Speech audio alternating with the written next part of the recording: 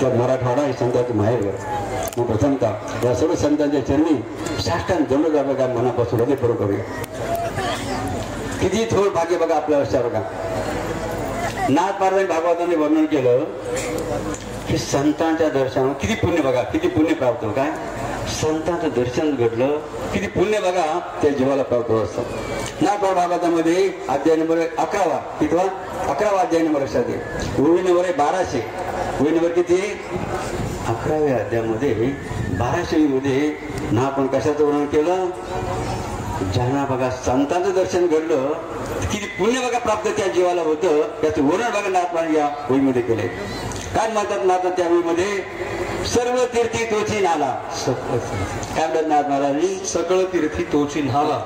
सर्व तीर्थामध्ये त्यांनी बघा स्नान केल्याचं पुण्य प्राप्त केलं. सर्व तीर्थी तोची नाला जप तपादी फळ तोची लायला. जप तप जे अनुष्ठान असेल ना त्याचं बघा पुण्य त्यांनी प्राप्त केलं. सर्व पूजाची सार तोची पावला. जेवढ्या पूजा आहे ना पा मसवापासून तर भगव शंकरापर्यंत त्या सर्वांची पूजेचं पुण्य बघा त्यांनी प्राप्त केलं. कुणी जेने साधू वंदीला सन्मान जो आदर करू बघा आमच्या सर्व संस्था नमन करील नमस्कार करील त्यांचा आदर करील त्याला किती पुण्य प्राप्त होईल याचं वर्णन कोणी केलं. श्री संतनाथ महाराजांनी ज्यांचा भागवत ग्रंथ काशीच्या पंडितांनी गंगेत फेकून दिला होता तो ग्रंथ कोणी झेलला प्रत्यक्ष गंगामाईने बघा ज्याला आपल्या मस्तकावर धारण केला असं ज्या भागवत महिमा आहे अशा भागवतामध्ये प्रमाण दिले. आणि म्हणून आपल्या सर्व पुण्यांचं भाग्याचं जरा जोरचे टाळ्यांना आपण आम्ही केला घ्या. बाबूराव करानं मात्र नांगरी नाव काय नांगरी हा. आणि या ठिकाणी बघा भगवान दत्त अधिष्ठान या ठिकाणी ज्यांना आमच्या गजनावर साक्षात्कार झाला. आणि जसा साक्षात झाला भगवान दत्तात्रय दिला ना तसं बघा त्यांनी मूर्ती या ठिकाणी स्थापन केली. तुमच्या टाळ्यावर आपण गजानन बाबूचं जसं बघा गाय व्यालते म्हणजे वासा जन्म देते दूध वासासाठी देते मात्र सर्वांचा लाभ होतो वर्षाचा. त्याचं थंडी वाजल्यानंतर शिकुडी पेटवतो मात्र सर्व त्या ठिकाणी शेखायला होतात. त्याप्रमाणे बघा आमच्या गजानन बापू या ठिकाणी जन्माला आले.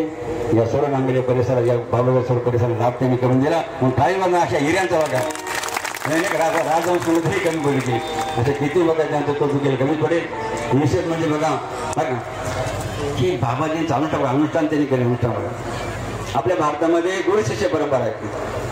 कोणती परंपरा आहे जी इतर कोणत्याही देशामध्ये पाहायला मिळणार नाही ती परंपरा आपल्या कोणत्या देश भारत देशामध्ये आहे. असं भारत देशाचं मानतात की असा गुरु म्हणून नाथपाणी म्हणून केलं. नाथपाणी म्हणून काय केलं शिष्य कसा असावा किंवा कसा नसावा बरं का असं वर्णन नाथपाणी भागवतामध्ये केलं. आणि खरोखर सर्व लक्षणं बघा आमच्या गजानन बाबूमध्ये या ठिकाणी शिष्याचे पाहायला मिळतात. म्हणून टाळीवाजण्यापेक्षा गुरु भक्ताचा आपण जसं म्हणतात तसं हनुमंत प्रभू रामचा शिष्य होता का तसा तसं बघा आमचे गजानन बापू शिष्यत्व बघा अत्यंत तंतोतंत बघा त्यांच्या जीवनात पाहायला मिळतात. असं या ठिकाणी आमचे सर्व संत उपस्थित आहे. सर्वांना वाटतं आमचा भारत देश विश्वगुरु झाला पाहिजे महासत्ता झाली पाहिजे. आम्ही सर्व संत बघा मनामध्ये अपेक्षा करतात. काय अपेक्षा करतात आमचा भारत देश काय बनला पाहिजे महासत्ता बनला पाहिजे विश्वगुरु बनला पाहिजे. आणि तपश्चर्या त्यानंतर सांगा तपेने देव त्या उक्तीप्रमाणे काही लक्षात घ्या. तपश्चर्या जनस्वामींनी एक वाटीभर दूध आणि एका लवंगावर केली ती 16 वर्ष. आणि प्रत्यक्ष बघा भगवंताने त्यांना काय केलं आदेश केला. काय आदेश केला त्या अंदर सुद्धा भगवान नागेश्वराने पिनाकेश्वराचा जीर्णोद्धार कर काय आदेश दिला होता. पिनाकेचा जीर्णोद्धार का असा आदेश दिला होता. तसं बघा पालखीला सुद्धा बघा बाबाजी आले असताना त्या ठिकाणी ते मंदिर अत्यंत दुरावस्था त्या मंदिर झालेले असताना बाबांना प्रश्न पडला हे मंदिर पाडावं की नाही. याला प्रश्न बाबांच्या मनात आला होता. त्याला बघा साक्षात पारेश्वर प्रगट झाले म्हणजे भगवान शिव प्रगट झाले. आणि बघा ते नंदीवर भगवान बघा मी गणेशासह त्या ठिकाणी नंदीवर बसून आले पार्वती सहित. आणि काय आदेश दिला बाबांना पाया खोल असा आदेश दिला. असं बघा काय बघा सामर्थ्य किंवा तपश्चर्या ज्या जनस्वामींच्या आहेत आणि आपलं विश्वगुरु आणि महासत्ता बनण्यासाठी काय करणं गरज बघा ते तत्व बघा किंवा त्या परंपरा विचारांना आम्ही सुरू केल्या आहेत. त्या परंपरा कोणत्या पहिली परंपरा आहे अनुष्ठान. ज्या या ठिकाणी अनेक अनुष्ठान केलेले भक्त आहेत व्यवस्थित आहेत. जे अनुष्ठान केले बघा या जीवाचं कल्याण होतं. अनुष्ठान. दुसरं गुरुकुल. ज्या गुरुकुलमध्ये आपण आजचे बालक उद्याचे राष्ट्र चालू बघा जसे आमच्याकडे शिवगिरी महाराज वगैरे असे आमचे विष्णूजी असेल बघा हे गुरुकुलचे विद्यार्थी लक्षात गुरुचे विद्यार्थी लक्षात बरं का. माझी परंपरा गुरुकुल परंपरा बाबांनी सुरू केली. तिसरी परंपरा गोशाला सुरू केली. चौथी श्रमदान केलं आणि पाचवी ऋषीकुळी सेवा केली. ह्या 5 परंपराचे या समाजाने जर पालन केलं तर बघा आपला हा भारत काय बनू शकतो. विश्वगुरु बघा बनू शकतो असा महिमा या परंपरा लक्षात आहे. कारण या परंपरेकडे सामान्य संतांनी सुरू केल्या नाहीत. आता तुम्हाला सैनिक ज्यांना साक्षात कोणी दिला भगवान शंकरांनी शिवाने आणि त्यांनी या परंपरा सुरू केल्या. म्हणून पहिला मुद्दा सर्व समाजाने लक्षात द्यायचा आहे की विश्वगुरु होण्यासाठी आपण काय केलं पाहिजे या परंपरेचं पायी गेलं पाहिजे. दुसरा मुद्दा का महासत्ता बनण्यासाठी काय केलं श्री आपण या स्त्रीचा अंग स्वीकार करावा. त्याला छत्रपती शिवाजी महाराज का उत्तर दिलं असेल का उत्तर दिलं म्हणे माझी आई काय माझी आई हिच्यासाठी सुंदर असते तर मी माझी इतकी जर सुंदर असते तर मी हिच्यापेक्षा सुंदर झालो असतो बघा. म्हणजे तिला कोण मानलं आई मला लक्षात आलं. म्हणून घरदाराचा त्याग म्हणजे किती सुंदर बघा तत्व बाबाजींनी प्रत्येक बघा व्यक्तीसाठी दिलेले आहेत. म्हणजे पुरुषांनी प्रभू रामचंद्र सारखं राहायचं. कसं राहायचं एक पत्नी लक्षात एक पत्नी आणि सीता कशी एक पत्नी होती लक्षात घ्या. अशा रीतीने परदाराचा त्याग बघा प्रत्येकाने करणं गरजेचं आहे. जे तत्व बघा बाबाजींनी महासत्ता बनण्यासाठी आपल्याला देशाला दिलेलं. दुसरं तत्व बाबाजींनी कोणतं दिलं परधनाचा त्याग.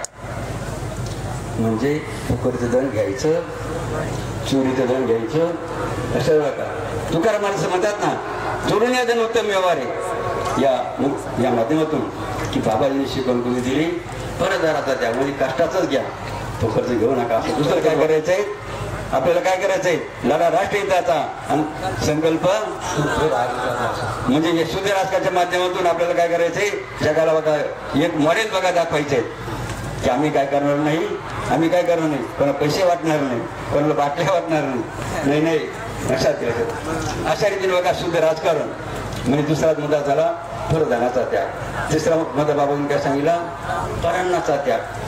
पराणाचा त्याग म्हणजे अत्यंत महत्वाचा विषय बघा बाबा शेरवर का बाबांनी सांगितलं 2च जाती या जगामध्ये. ती जाती आहेत फक्त बघा 2च जाती बाबाजीने या जगामध्ये सांगितलं. एक सांगली नास्तिक आणि दुसरी आस्तिक. नास्तिक म्हणजे देवाला न मानणारी आणि आस्तिक म्हणजे देवाला मानणारी. मग कोणाच्या घरचं खायचं जे देवाला मानतात त्यांच्याच घरचं खायला. किती सोपं बोलतं का असं बाबाजी म्हणले का याचं खाऊ नका हॉटेलाचं खाऊ नका याच्या श्राद्धच खाऊ लग्नाचं खाऊ असं बाबाजी बोलले नाही. पण बाबांनी काय सांगितलं नास्तिकांच्या घरचं खाऊ याला म्हणतात पराणाचा लक्षात. आणि शेवटचं काय सांगितलं परधनाचा त्याग म्हणजे आम्ही न लेखो कोणाच्या अवघड हो का पापी पैशाने होती प्रमाणे कोणाचे आपल्याला काय नाही आपण म्हणतो ना विनाकारण कोणा धुणं दूध बसायचं नाही. तर आपण काय बोलत बघा समजा सरकारचा छोटा जरी कोण असला एखाद्यामध्ये तर त्याचं मोठ्यामध्ये त्याचं कौतुक त्याचं बघा अभिनंदन करत असतात. त्याप्रमाणे निंदा करायची. अशा रीतीने बघा हे 4 तत्व या समाजाने जर आपण पाळले तरी महासत्ता हा देश होऊ शकत देश होऊ शकतो असा मत बघा या 4 तत्वच आहेत. आणि म्हणून आपण किती भाग्यवान आहोत. आजच्या या बाबूगावामध्ये तुमच्या गजन बापूंनी माणसाचं नियोजन केलं आणि त्यानुसार आपण सर्वजण या ठिकाणी उपस्थित झालात. आमच्या लासूरच्या आमचे प्रशांत भाऊ यांनी हजेरी लावली.